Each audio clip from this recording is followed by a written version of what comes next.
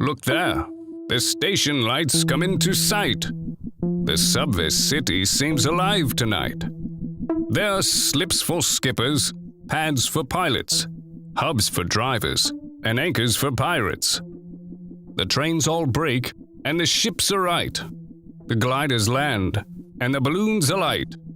Travelers arrive from foreign climates, and all are lit by the ultraviolets.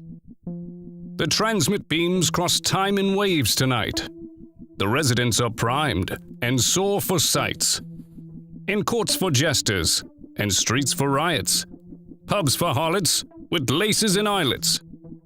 In the midst of it all, a glass office stands, and therein sits tall the voice of the lands. Now sit back and enjoy.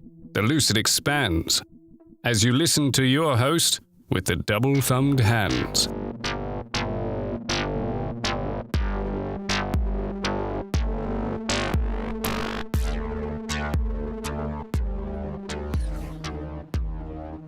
Hey! Well, that last transmission had me reeling for a while, I admit, but I cheered up a bunch thanks to my favorite time of year, Halloween. Did you know that we in the SubverCity share this holiday with the up top? Come to think of it, since you're just passing through, you might not actually be aware of how many of us came to live here in the station and its surrounding metropolitan districts. Everyone has their own story, of course, but a lot of our citizens came to us from the upper adversity, and many of those came down just following Halloween. Halloween, for us, is a 2-day holiday. It begins on October 31st, when the citizens attempt to scare each other with costumes representing their previous lives. Of course, there's a party or a few, but many enjoy watching relays from the adversity where, as they say, the freaks finally come out. Up there, those that have been hiding beneath their societally required facades reveal a little of who they really are when they put on their costumes. It may be as simple as dressing a little sexier, or as complicated as letting a little of the id out and reveling in a night of freedom.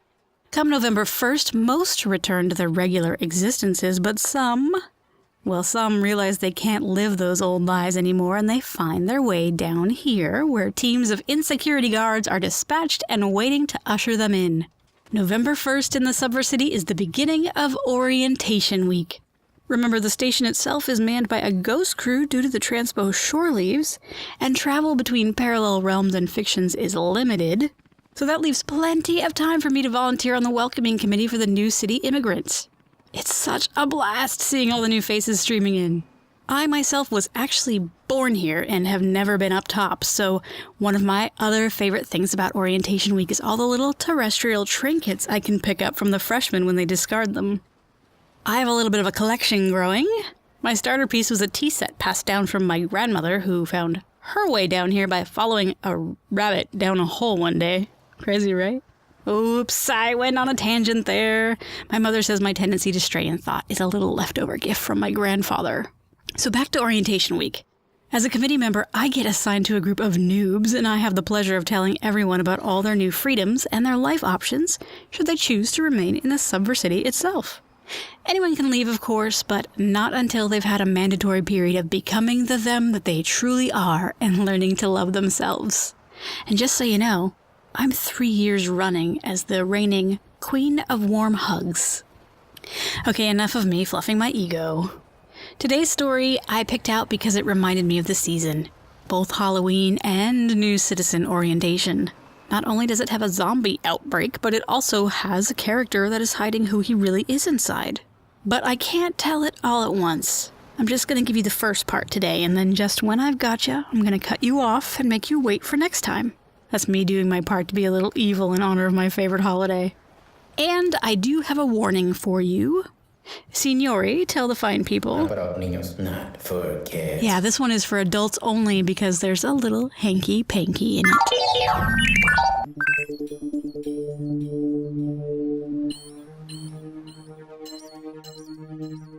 Zombieschlager by Belwoeth Harbright. How long had it been, he wondered.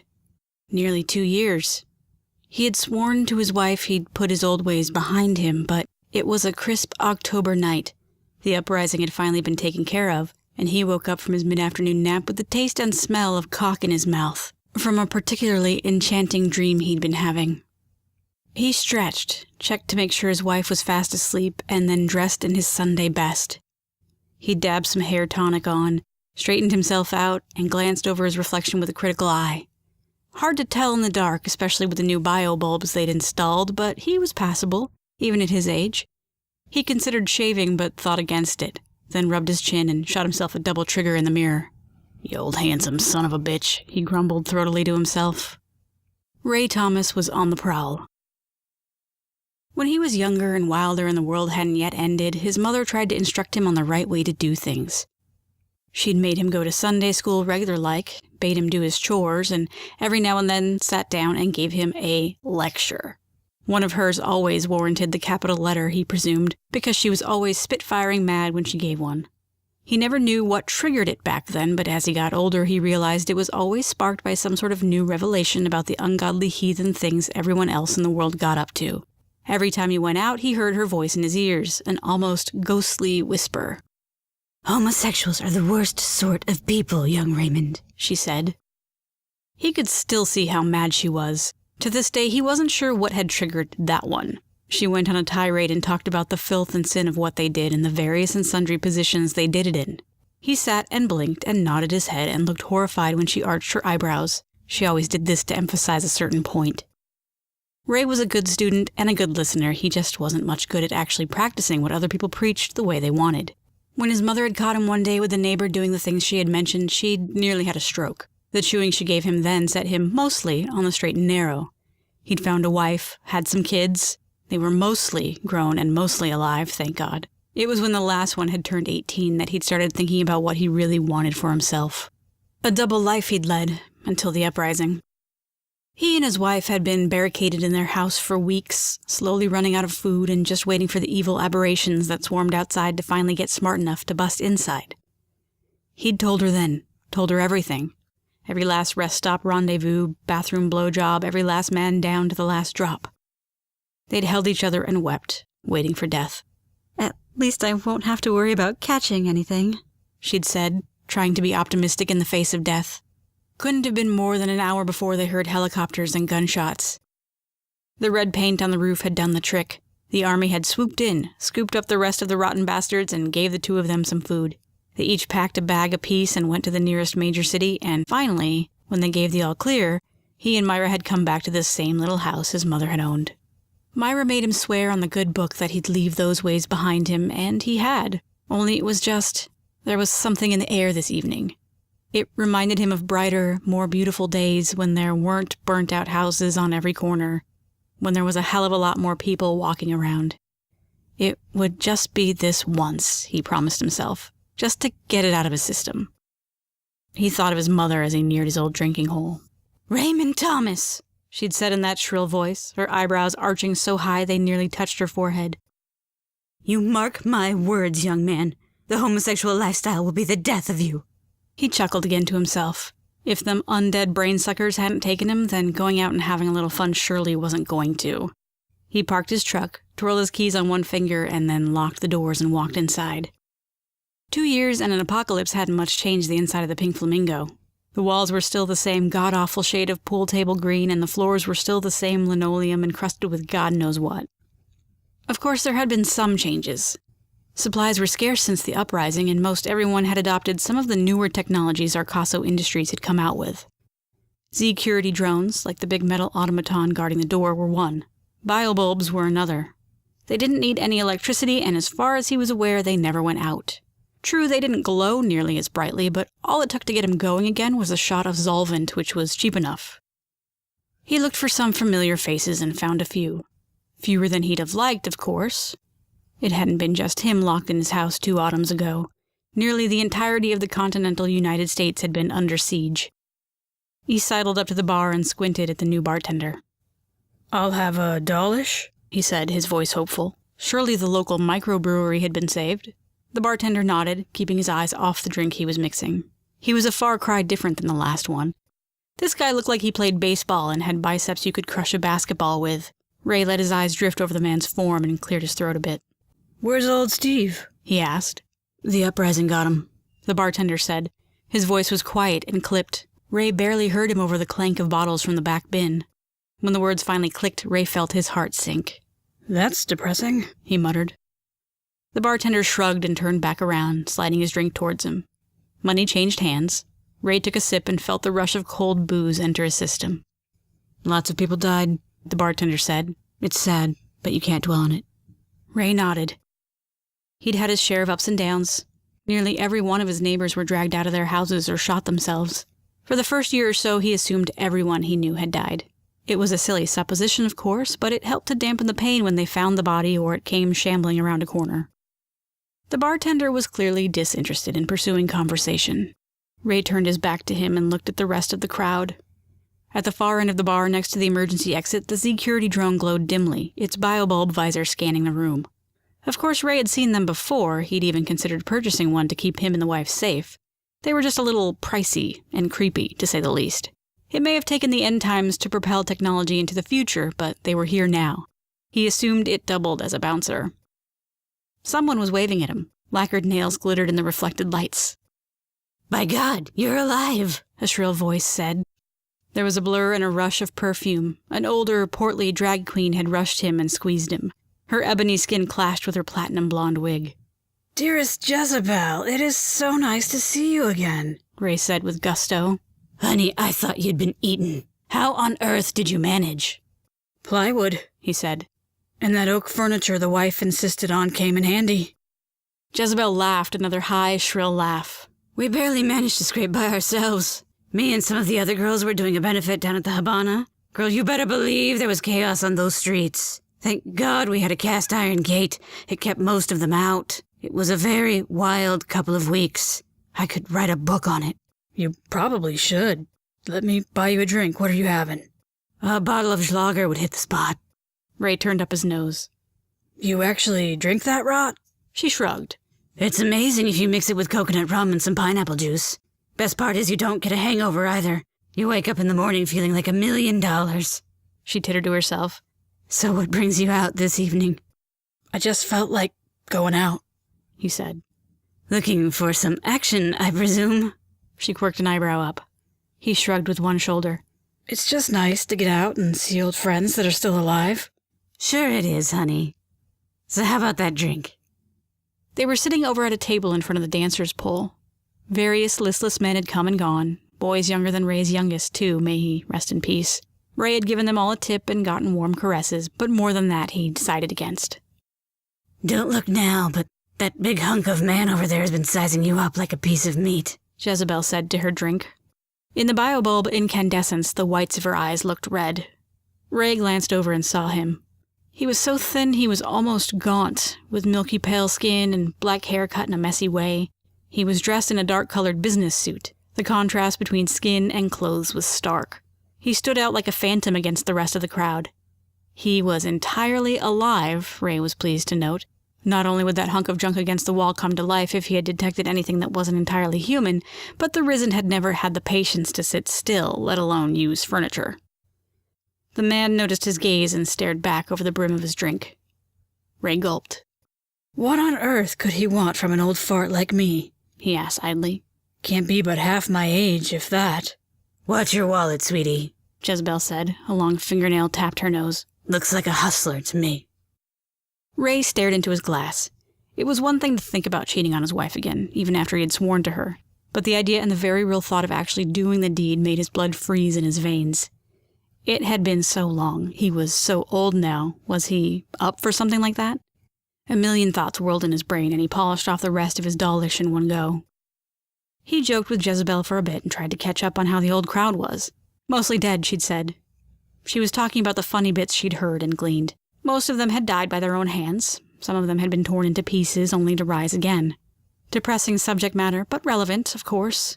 One can only deny the hideousness of the world for so long before one accepts it. Survival stories were now a currency.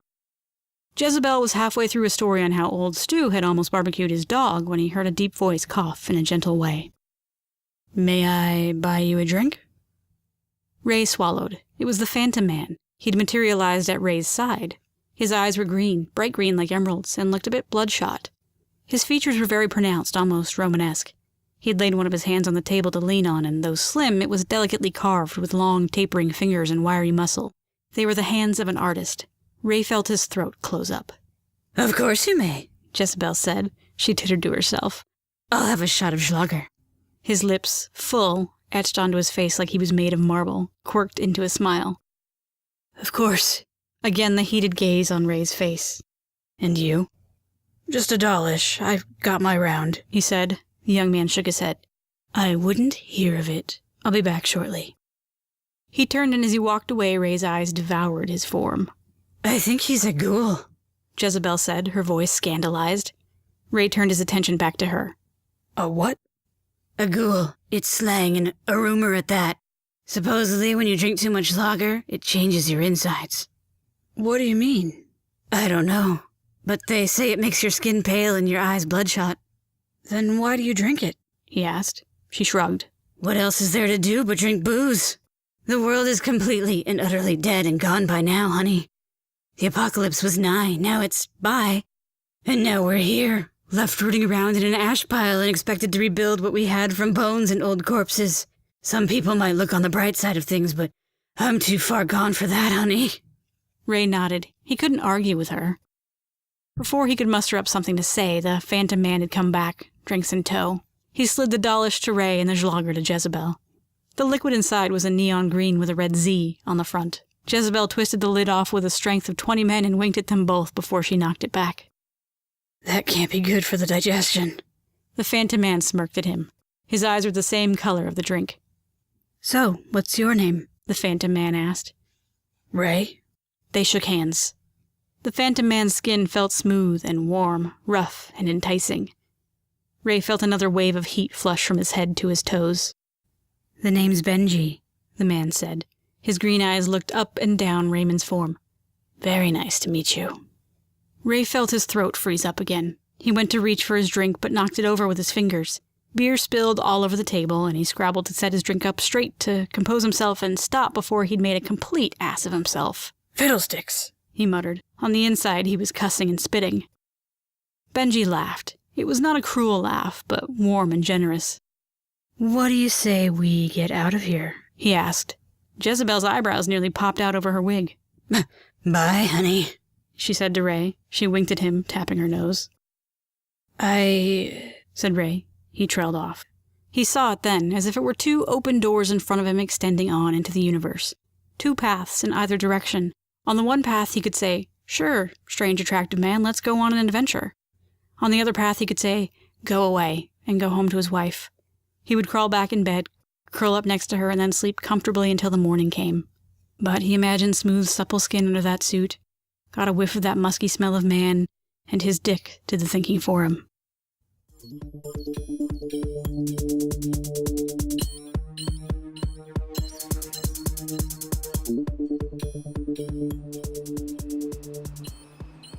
Ooh, what do you think's gonna happen next? Do we think he'll actually go through with it? Well, let's weigh the pros and cons for Ray. Pro, hot young gay non-undead mystery man. Con, snuggly loving wife waiting at home. Pro, getting out of the doldrums of daily life in a safe zone. Con, going home with a potential ghoul. Pro, being true to your human emotions and desires.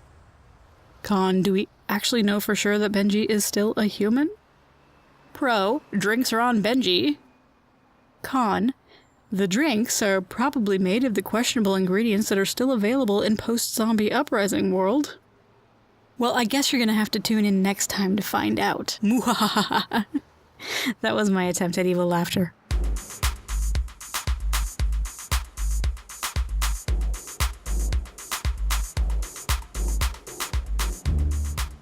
This episode's story, Zombieschlager Part 1, was written by Belwoeth Harbright.